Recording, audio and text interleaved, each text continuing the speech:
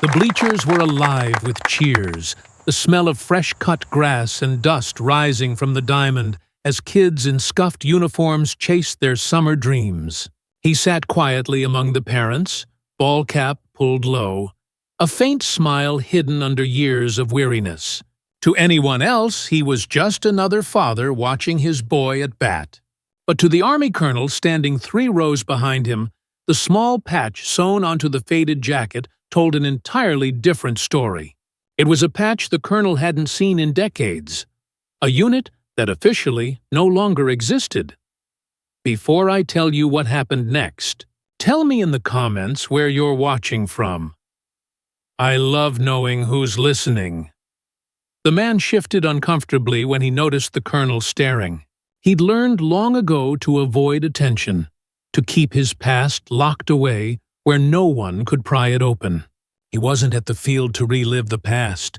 He was there for his son, who was nervously adjusting his batting helmet, waiting for the pitcher's throw.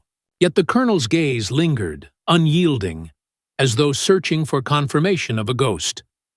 The crack of the bat split the air, sending the ball arcing high into the sky. Parents leapt to their feet, clapping and shouting. The boy sprinted toward first base, his father rising instinctively, pride flashing across his face. For one brief moment, everything was perfect, until the colonel approached. "You served in that unit, didn't you?"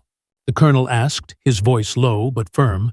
Conversations around them hushed as a ripple of curiosity spread.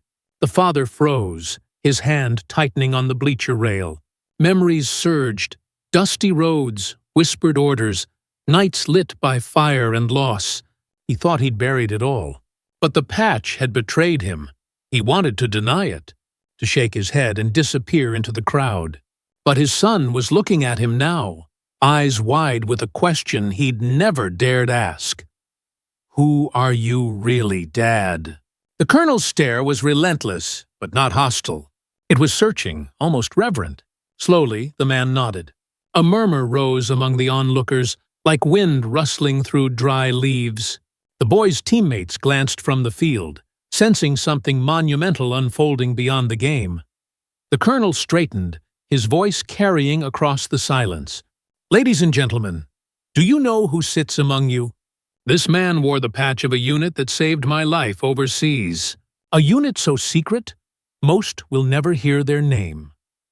He paused, emotion tightening his words. And he has carried that silence, alone, for far too long. The father's heart pounded. He hadn't wanted this. He hadn't wanted eyes on him, or questions, or the return of ghosts.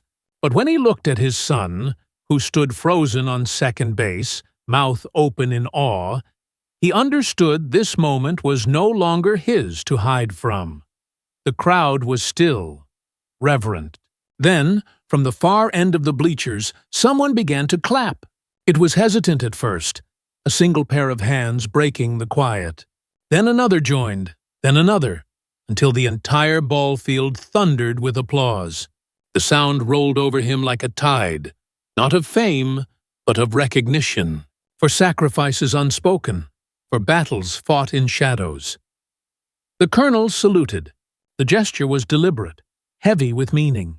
Slowly, and with a trembling hand, the father returned it. His son dropped his glove, running across the field to throw his arms around him.